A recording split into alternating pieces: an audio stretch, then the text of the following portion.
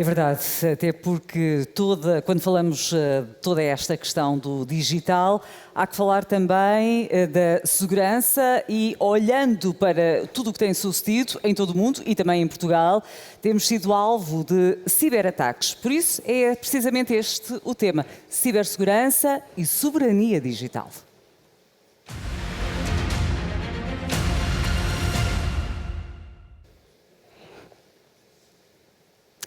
O nosso próximo orador é Sir Alex Younger, ex-chefe do MI6. Foi oficial de carreira dos serviços secretos de inteligência de Sua Majestade. Durante 30 anos serviu na Europa, no Médio Oriente e no Afeganistão. Foi diretor da luta contra o terrorismo, chefe das secretas entre 2014 e 2020.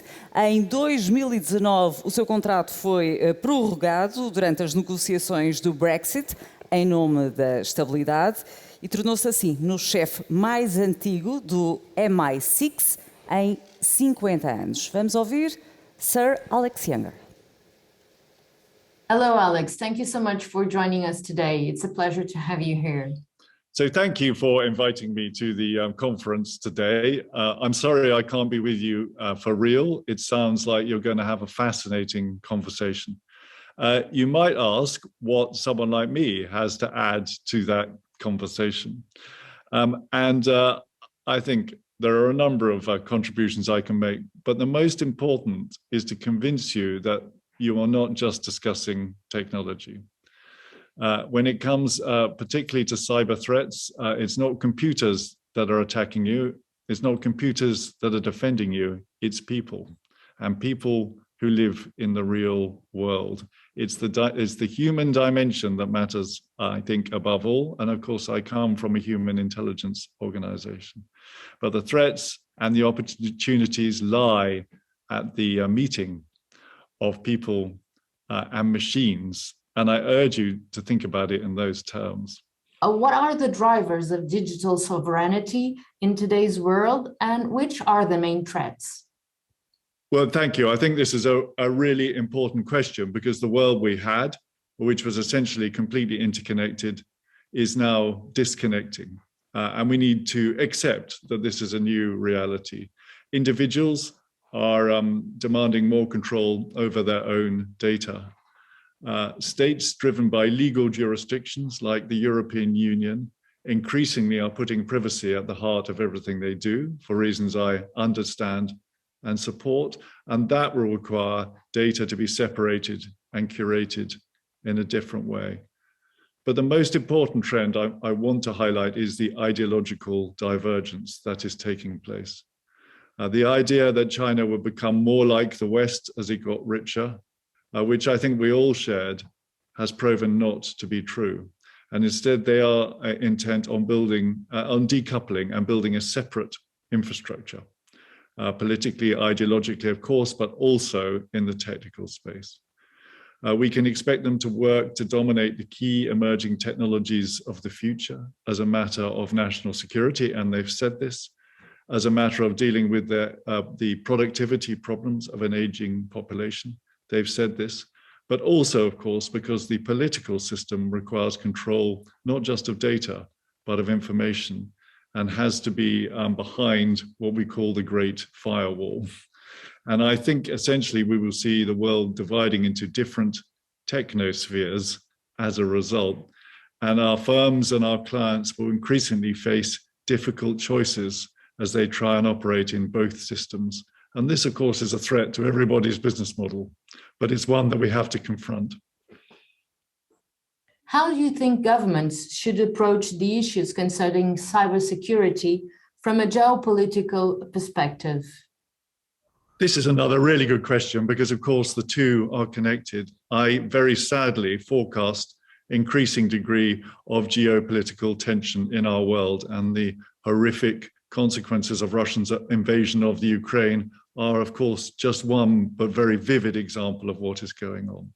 So there will be increasing levels of geopolitical competition. And by and large, that competition will be mediated through technology and in cyberspace. So cybersecurity and hostile cyber activity are becoming increasingly important in the way states interact with one and another.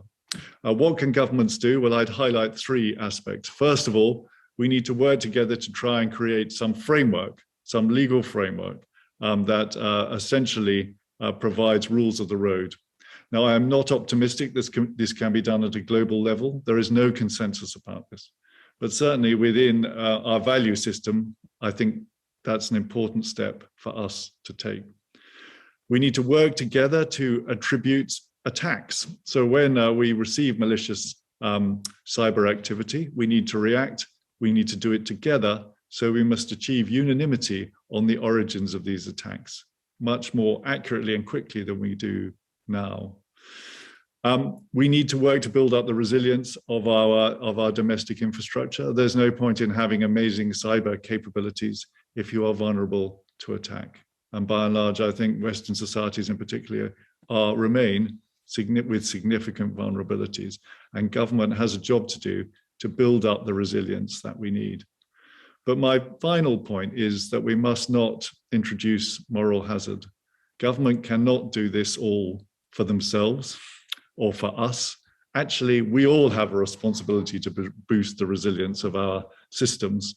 Government can provide the information, but they mustn't take away the responsibility that we all have to make our contribution. What are the major international players which concerns you the most when it comes to cybersecurity? Well, obviously, in the current situation, I'm going to say Russia. Russia has been adept in using cyber as a tool for propagating its interests for many years. And of course, in Ukraine, up until the invasion, it was the place where they applied all of their new techniques, particularly around supply chain attacks and offensive cyber operations to achieve political objectives. Now, when the bombs are falling, maybe cybersecurity takes a backseat or cyber methods take a backseat. But sadly, I predict that when, as I expect, this war reaches the stalemate phase, Russia will want to use all cyber tools to try to create new options for itself, and will want to do it more widely than Ukraine. A really important point to note about Russia as well is it is host to most of the ransomware criminal gangs who have attacked us in the past. And it's an exaggeration to say that the Russian state is behind these activities. I don't think that's true, but they do, by and large, allow these things to continue, and they could stop them if they wanted to. I think those gangs will, at some stage, be put to use by Russia in these circumstances. And I expect, as a result, ransomware attacks, albeit politically motivated, to increase. We've got a lot of other issues. China is engaged in large-scale IP removal, if I can use that term. Iran is particularly adept at what we call offensive cyber, disruptive operations. And North Korea is acting to finance itself by the use of cyber techniques and extortion. So there are some very, very active states in this space, all of which present in some ways different threats. What are the major cyber risks that we as a society face today? The big one is, of course, systematic risk. So we can all deal with instances of intrusion, and we can all deal with even quite severe attacks. But when these things are connected one to another, then we, all of the organizations represented here, all of our clients, and as countries face a very significant risk. And my concern is that the technology trends are generally towards hidden systematic risk. We see increasing entanglement of platforms and supply chains that make it very hard to predict how one of them will cause another. And of course, in all of the new technologies that are enriching our lives, so AI and Internet of Things and quantum hyperconnectivity, we see practically exponential increases in the amount of data that we rely on in a way that we do not understand. So the risk is both hidden and increasing. And as a result, I don't think we're responding to it in a way that the seriousness demands. What is the role of intelligence agencies to protect democracies and societies from these threats? Well, that also is a very interesting question, because of course, this is my background, and I want to be really clear that we carry a significant part of the responsibility here, because we have the knowledge to see what the opposition are up to, and we have some tools to deal with it. But the most important thing, I think, that the West, for want of a better word, has on its side is the capacity for teamwork. If we work together and if we share data, then we will be far stronger. So the model of secrecy that intelligence services use necessarily and need for their work has to be matched by an obligation to inform. One of the things that I think has been extraordinary about the Ukraine war is the way in which Western intelligence services have used secret information to inform the public about the risks that are coming down the track. And I really welcome this. And I think the same has to be true in cyberspace. So intelligence services need to use all of their traditional and modern methods to uncover threats, but they need to find ways of having conversations with the public that help you more broadly respond. And I think in the UK's example, the National Cybersecurity Centre, which is actually run by our signals intelligence organisation, GCHQ, but has a public-facing side that talks about the threat, we see a really good model for the future that I think could well be adopted by others. The other aspect, of course, is in some cases, intelligence services can provide a deterrent effect. And it's easy to feel passive and helpless in the face, particularly of the ransomware attacks that have taken place. But in fact, in the case of the Colonial Pipeline attack, which was at one of the most serious end of the spectrum that took place last year, it was remarkable to see how US agencies subsequently were able to fight back. And in this case, recover a good deal of the ransom that had been paid through cyber means. And watching, as I do, the reactions of ransomware players in Russia and elsewhere, it was dramatic. Suddenly, they understood that they could be made vulnerable by their activities. Suddenly, they discovered the risks to them and their livelihoods of what they were doing. And it was very, very heartening to see the way in which the conversations changed. So intelligence services can't provide a force field that's going to keep everyone safe forever.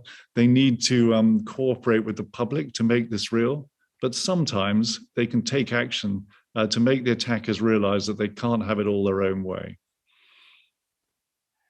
One of the issues is lack of trust in the information we receive, coupled with a certain worrying level of digital illiteracy. What can we do as citizens to better inform and protect ourselves? Well, look, I have a very basic answer to that and a very general answer. And the basic answer is this. You should patch your software, so update it regularly, and use a secondary form of authentication. If you do those two things, you will be in a stronger position than 80% of the individuals or firms or other organizations in the cyber world. It's remarkable how much of this is just about following really basic standards. And we should be heartened by this fact. Basic cyber hygiene methods can make a profound difference. On the issue more broadly, though, of the quality of the information that surrounds us, I think this is absolutely fundamental. There is no doubt that malign actors are becoming increasingly good at manipulating our information environment for political ends. And of course, I have broader worries about the way in which social media operates insofar as it is a polarizing force rather than one that brings us together.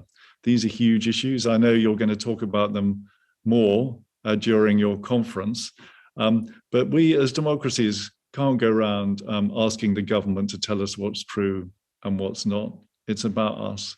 It's about the level of education that we have. It's about our genuine willingness to search out alternative points of view, and about a readiness to educate ourselves about discerning truth from lies online, or at least understanding the origin of what we are exposed to.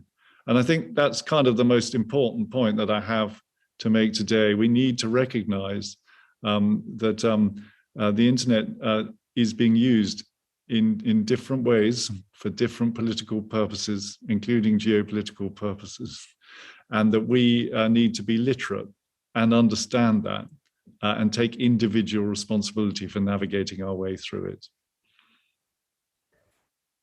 Was the M character in the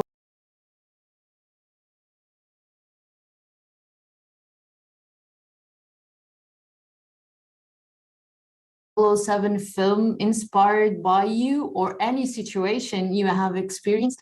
So I was not M, I was C. And this is an example where life follows art. So of course, I find it very frustrating because the real world of what we do is very, very different to what you see in the James Bond films. In truth, most of the time it's more boring, and some of the time it's a lot more interesting. And that is the truth of it.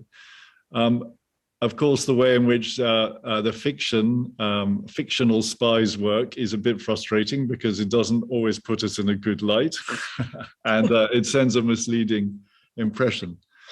But what I would say is this: it massively increases our power, because people think that we are behind every rock in the Middle East. People think we have extraordinary capabilities. And it means particularly that MI6 is nearly as famous as Pepsi. So I am not going to complain about the free publicity. Thank you so much, Alex. It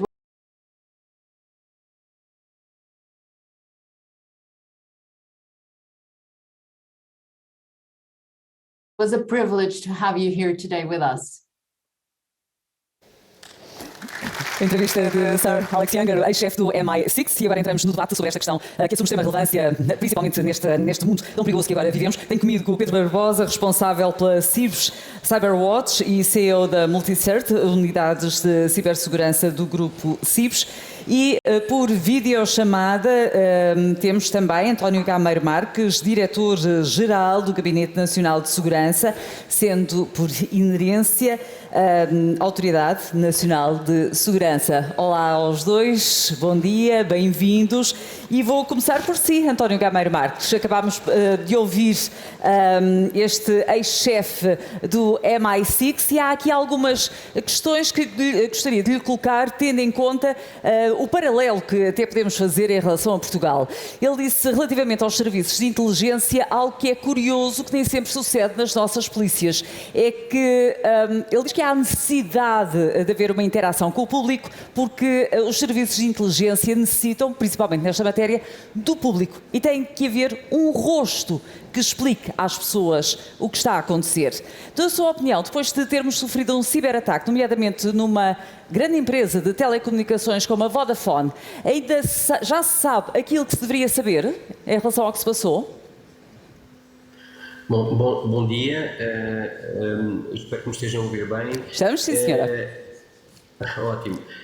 Obrigado pelo convite à APDC, e obrigado também pela pergunta. No entanto, veja, nós temos uns serviços de intelligence com os quais nós colaboramos todos os dias, mas é uma colaboração decorrente das necessidades da nossa atividade. A nossa estrutura organizativa é bastante diferente da que existe no Reino Unido. No Reino Unido, como disse o Sr. Alex, o Centro Nacional de Cibersegurança depende, é o rosto público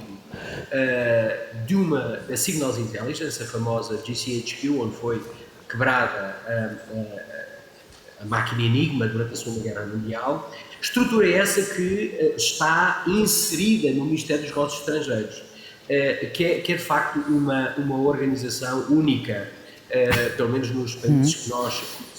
António Gameiro, desculpe interromper-lhe, e face à estrutura que temos, que obviamente são diferentes, existem diferenças, até tendo em conta a perigosidade existente e os riscos existentes entre dos dois países, Reino Unido e Portugal, mas eu pergunto-lhe, relativamente à nossa eficácia, era para aí que me queria dirigir, pergunto-lhe se somos mais preventivos ou reativos, e se já sabemos tudo aquilo que deveríamos saber relativamente ao ataque de que foi alvo a Vodafone. Sim, o ataque de que foi alvo a Vodafone, como os outros de grande mediatismo e impacto das nossas vidas que ocorreram desde o princípio do ano, estão a ser investigados em termos judiciais pela Unidade de Combate ao Cibercrime Tecnológico da Polícia Judiciária. E, portanto, compete a eles, a esta estrutura do Estado, de facto, responder à questão que me colocou. Nós, Centro Nacional de Cibersegurança, em conjunção com a Unidade de Combate ao Cibercrime, com os serviços de intelligence e com a ciberdefesa, trabalhamos em duas componentes. A primeira é na coordenação da resposta aos incidentes de cibersegurança. Portanto, e é essa uma das nossas principais missões. Mas depois há uma outra, na vertente preventiva, no qual investimos muito, porque, como dizia o Sir Alex, e no qual eu me revejo completamente, nós temos que investir muito na formação dos nossos cidadãos. Aliás, não foi só o Sir Alex que mencionou isso, noutros painéis que antecederam isso foi mencionado. Aliás, no anterior, muito interessante, sobre a democracia no mundo digital, isso foi reiterado, e é nesse contexto que nós trabalhamos também muito, e temos um grande programa financiado pelo Programa de Recuperação e Resiliência, que é um Programa Nacional de Capacitação Avançada e de Formação Avançada em Cibersegurança, que vai cobrir todo o território nacional em parceria com as universidades e politécnicos do nosso país. Portanto, eu não respondo diretamente à sua pergunta, tenho essa consciência, mas não me compete a mim, enquanto diretor-geral da estrutura onde está inserido o Centro Nacional de Cibersegurança. Muito bem.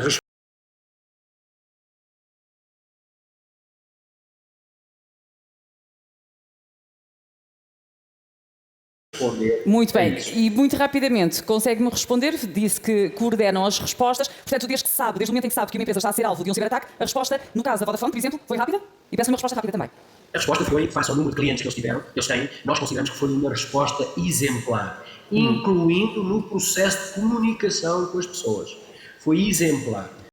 E eu acho que nós achamos que outras empresas e outras instituições deviam usar a forma como o CEO da Vodafone se dirigiu aos seus clientes e ao público em geral, mantendo sempre as pessoas informadas, no fundo, liderando o processo comunicacional, é uma referência e, portanto, é a resposta mais rápida que posso dar.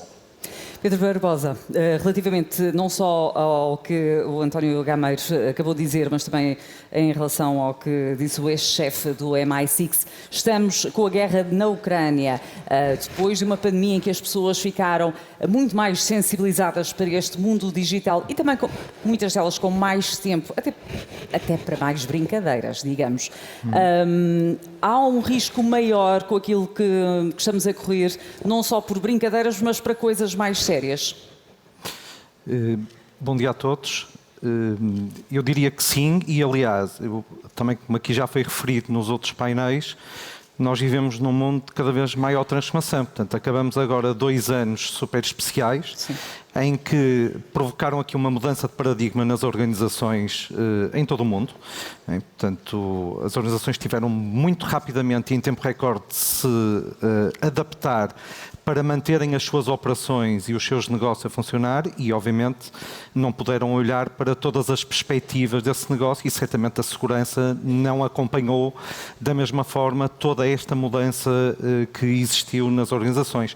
Inclusive, muitas PMEs que tiveram de avançar para o e-commerce, fruto das necessidades que tinham e, portanto, sem qualquer, digamos assim, sensibilidade, muitas vezes, para tudo o que são os temas que estamos a viver hoje em dia. E essa questão do e-commerce, portanto, as pessoas acabaram por recorrer realmente à internet para conseguirem vender os seus produtos, os produtos que tinham em estoque, porque tudo estava fechado ou as pessoas tinham algum receio de sair para adquirir os vários produtos. Quais foram os cuidados e quais foram os riscos de que foram avisadas ou não foram avisadas, não tinham informação, não procuraram informação? Qual foi também o papel da CIPS no meio disto tudo? Falando concretamente das organizações, tiveram de fazer ações em tempo recorde e, portanto, a curva depois de percepção do suporte da segurança, que depois começou a acontecer cada vez com mais expressão, acabou por não acompanhar, obviamente, todas estas mudanças iniciais, o que também foi uma oportunidade para muitos agentes de ameaça aproveitarem esta oportunidade para fazer uma exploração e ganharem muito dinheiro. Aumentou o número de fraudes? Aumentou o número de fraudes. Substancialmente? Aumentou consideravelmente. Houve uma mudança de paradigma, portanto, tudo aquilo que era o perímetro de uma organização acabou por estar muito mais disperso e, portanto, estar muito mais alargado para as redes das casas onde as pessoas estavam a trabalhar. Portanto, os acessos às redes corporativas, a forma como se trabalhava, o próprio apoio de um colega do lado que deixou de existir, tudo isto provocou enormes mudanças e, portanto, os criminosos souberam disso e, obviamente, aproveitaram a oportunidade para fazer essa exploração. Mas voltando à pergunta que me fez, e tocando agora, nós acabamos por sair, ou pelo menos um momento que foi um momento transformador, para um outro momento em que, por causa do contexto geopolítico, nós temos aqui uma série de novos desafios também.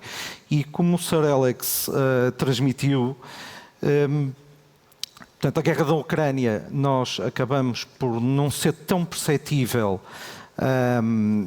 as atividades dos agentes de ameaça, e eles existiram e existem, existiram mais portanto, nas semanas que antecederam e depois de forma menos visível porque as bombas sobrepuseram-se a tudo aquilo que estava a acontecer. Ele dizia, iam na retaguarda, não é? Iam na retaguarda, mas continuam a acontecer semana após semana e, portanto, esses perigos estão cá e esses perigos certamente terão tendência a aumentar. Porque quando nós passarmos um pouco esta fase, que será prolongada, mas certamente este tipo de atividades é um tipo de atividades que toda a gente sabe que tem lugar e de uma forma mais silenciosa ou mais expressiva. Portanto, houve muitos ataques que foram evitados, essencialmente dentro dos grupos que estão identificados pelos grandes players tecnológicos. Consegue-se perceber que houve ali um conjunto de famílias de malware novas que faziam a destruição completa dos sistemas das infraestruturas críticas. Muitos deles foram evitados, outros provavelmente ainda nem sequer serão do conhecimento porque estão extremamente silenciosos. E, portanto, é este certamente aqui o paradigma que vamos viver aqui nos próximos anos, sabendo que há Estados com competências altamente avançadas e com motivações distintas. Como dizia, motivações políticas, também como dizia o Sir Alex. Motivações políticas, motivações financeiras, portanto, e concretamente falando da Rússia... Mas não se pode imputar, aliás, António Gamer, como dizia há pouco o Sir Alex Younger, tudo à Rússia, porque lá está, são vários os Estados que têm este tipo de competências. Mas eu pergunto-lhe relativamente a Portugal, fazendo uma comparação e uma analogia com outros países, não só da União Europeia, mas de todo o mundo ocidental, as nossas empresas apresentam ou não mais fragilidades comparativamente com outras, nomeadamente as PMEs? Obrigado pela pergunta. Deixe-me só pegar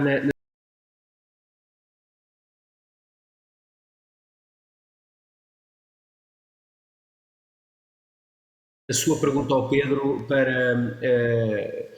para dizer o seguinte: nós temos números que são públicos no nosso site, na área de riscos e conflitos, no Observatório de Cibersegurança, que mostra claramente que quando Portugal entrou em lockdown, aumentaram os problemas e os incidentes de cibersegurança.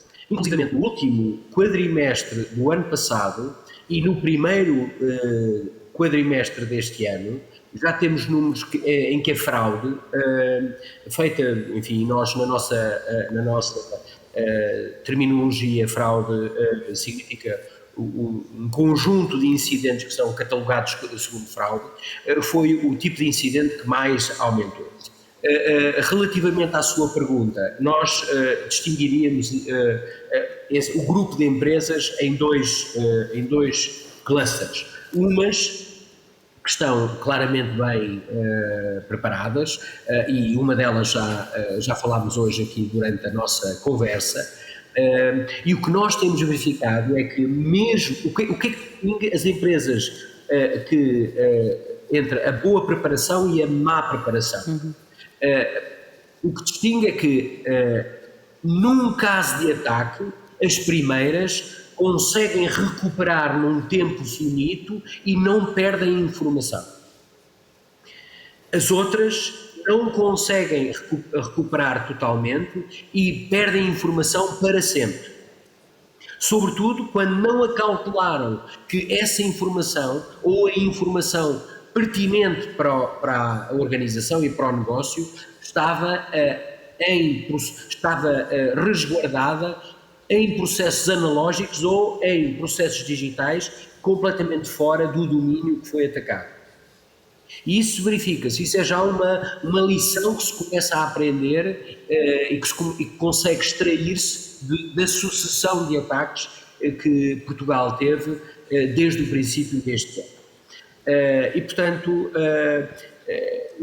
é um facto que há empresas que estão muito bem preparadas, que investem imenso em cibersegurança, são atacadas, sabem porque é que são atacadas, conseguem recuperar e, ao fim de um X tempo, têm os serviços todos back online para os seus clientes e para os seus... E António Gameiro, já há algumas pistas em relação ao perfil dos hackers? E são feitos pedidos de indenização? Na maioria? Ou não? Ou também invocam o segredo de justiça? Não invoco nada ao segredo de justiça. Quer dizer, eu aqui transmito-vos aquilo que posso transmitir. Muito e bem. Que sei. Então vamos lá. Nós, quanto ao perfil dos atacantes, os surfistas gostam de surfar a onda, não é? E aproveitam uma boa onda para fazer aquilo que lhes dá gosto. Ora, com o Covid e com o conflito no leste europeu, há também perfis que gostam de surfar a onda e que gostam de se mostrar a capacidade deles para depois, no mercado que existe de angariação deste tipo de talentos, eles serem contratados porque, como é sabido, existem empresas, existem entidades na Dark Web que vendem este tipo de serviço. Ransomware as a Service. Enfim, o caso mais recente de um grande centro hospitalar português é disto um exemplo. Mas lá está, como dizia Sir Alex, por vezes basta coisas relativamente simples para se estar minimamente protegido ou preparado para reagir de forma eficaz a um ataque desta. E que coisa simples, sinteticamente? As coisas simples foi o que ele disse, é ter múltiplos fatores de autenticação, é ter os softwares que têm sempre atualizados, é ter os seus colaboradores regularmente treinados para fazer face a contos do vigário que também são contados através da internet, que depois levam ao roubo de credenciais, que depois leva às entradas indevidas e ilegítimas nos sistemas que depois provocam os danos que nós temos sabido e que a comunicação social, e muito bem, tem reportado. transmitido. Até para alertar, exatamente, para alertar inclusive a população geral. Para alertar e sobretudo, para transmitir que isto não é um assunto que só acontece aos outros. Claro, pode acontecer a qualquer um. E é isso mesmo também o papel da comunicação social. Esse trabalho que os órgãos de comunicação social têm feito, para mim, é um trabalho fundamental, porque são através destas notícias, desta, não é desdramatização, mas socialização. É pedagogia também, não é, António Gameiro? Que é essencial. E Pedro Barbosa, eu gostava também que nos falasse do Centro de Operações de Segurança que tem a CIBS, nomeadamente com as soluções tecnológicas que existem e que suportam este Centro de Operações de Segurança e de que medida é que podem mitigar eventuais ataques. Ok. Este Centro de Operações de Segurança, que é operado pela Multicert, e a Multicert como sendo uma empresa da CIBS hoje em dia, é um centro que está centrado na monitorização, detecção e resposta a incidentes de cibersegurança. Portanto, nós temos equipas que têm 24/7 e que trabalham muito atentamente para monitorizar toda a superfície de ataque das organizações. E, como também aqui foi referido, mesmo as organizações mais maduras nesta área, que já percorreram aqui um bom caminho na sua jornada de maturidade de cibersegurança, acabam por também estar expostas e serem enfrentadas com situações e, portanto, para isso é preciso também um grau de prontidão e de preparação muito rápido para atuar.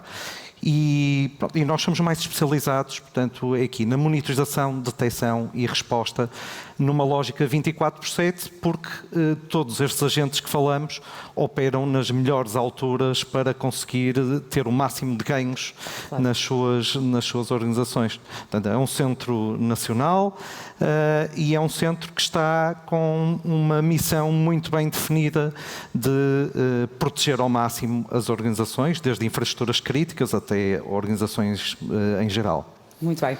António Gameiro, há uns tempos disse que quanto às comunicações ainda, isto foi há uns tempos, que não se poderia garantir a completa segurança, por exemplo, de comunicações entre o Presidente da República e o Primeiro-Ministro. Neste momento, eu pergunto-lhe se ainda mantém aquilo que disse. Portanto, se o Primeiro-Ministro e o Presidente da República necessitassem ter uma conversa, aconselhava que fosse presencial e com os telefones, os telemóveis fora da sala?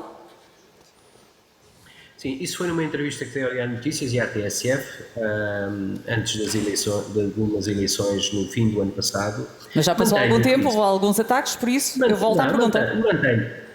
Mantenho o que disse. Se nós devemos pensar um bocado como nós próprios agiríamos na nossa própria vida normal. Quando temos algo sigiloso a transmitir, por muito seguro que seja o canal, e há canais seguros, e é possível tecnologicamente elevar muito o nível de segurança entre duas entidades, e nós estamos a trabalhar nisso. Sim. Estamos, inclusive, a recorrer à tecnologia portuguesa para fornecer isso às entidades governamentais, em parceria com o SEGER, com o diretor do SEGER, com a rede do Governo, mas eu continuo com esta convicção. Porque, sabe, por muito escrutinável que seja o software, por muito, e fazemos, porque esses serviços são, e esse software é escrutinado por nós e é certificado pelo Gabinete Nacional de Segurança para Nacional Reservado, eu tenho sempre por mim que não confio. Portanto, vale mais ser preventivo do que reativo. E agora peço-vos respostas o mais possível sintéticas, começando por si, Pedro Barbosa. Na sua opinião, as fronteiras estão definidas para se respeitar a soberania digital? Há soberania digital?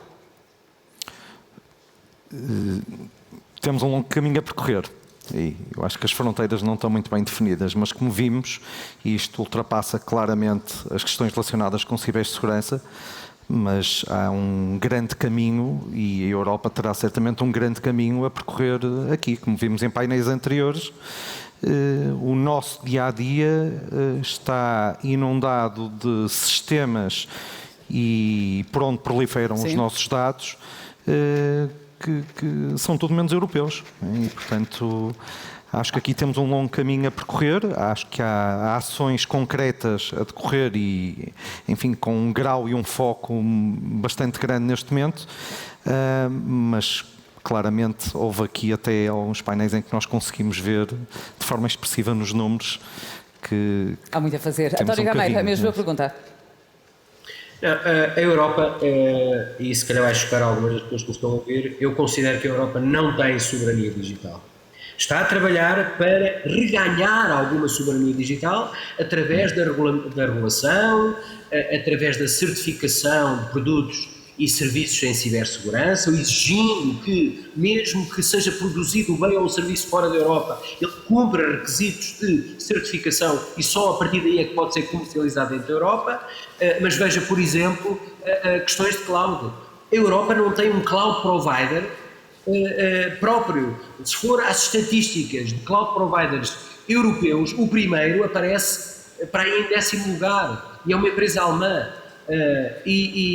Então nós vamos guardar os dados de onde decorre a informação, a sabedoria e o conhecimento em service providers que não são europeus, mesmo que os centros de dados estejam na Europa, mas os dados podem estar na Europa. E os metadados estão na Europa ou estão noutras geografias?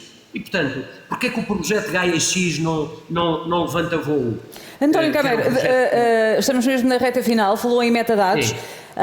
E há como sabe, houve um acordo onde o Tribunal Constitucional que está a suscitar bastante polémica porque põe em causa vários processos judiciais, porque nomeadamente nos casos de terrorismo, no casos de tráfico de droga, é necessário saber onde é que as pessoas estiveram e em que datas. Portanto, não estamos a falar de escutas telefónicas, que no caso de corrupção ficam lá, mas estamos a falar desse tipo de dados, os tais metadados, que aqui poderão pôr em causa porque o Tribunal considera deu mais importância e prevalência à privacidade do que à segurança. Qual é a sua opinião? Concorda ou não concorda? Não concordo. Pedro Barbosa, concorda ou não concorda? também não. Também não. Só para concluir, os hackers, os chamados hackers, que muito jeito deram, nomeadamente Rui Pinto, para algumas investigações, é vilão ou herói? À luz da justiça é vilão. E à luz da polícia e da segurança? É um bom ajudante. Não é herói. Não é herói. E a pergunta não é on or off, não é branco ou preto. É um ni. Não é um ni. Não é uma pergunta que possa ser respondida com esta ligeireza. É complicado. Pedro Barbosa. É um tema para desenvolver com mais algum espaço. Fica para outra oportunidade. Meus senhores, foi um gosto, muito obrigada. Este realmente é um tema que interessa desenvolver e continuarmos a falar sobre ele, mas para já a emissão continua com o João Adelino Faria.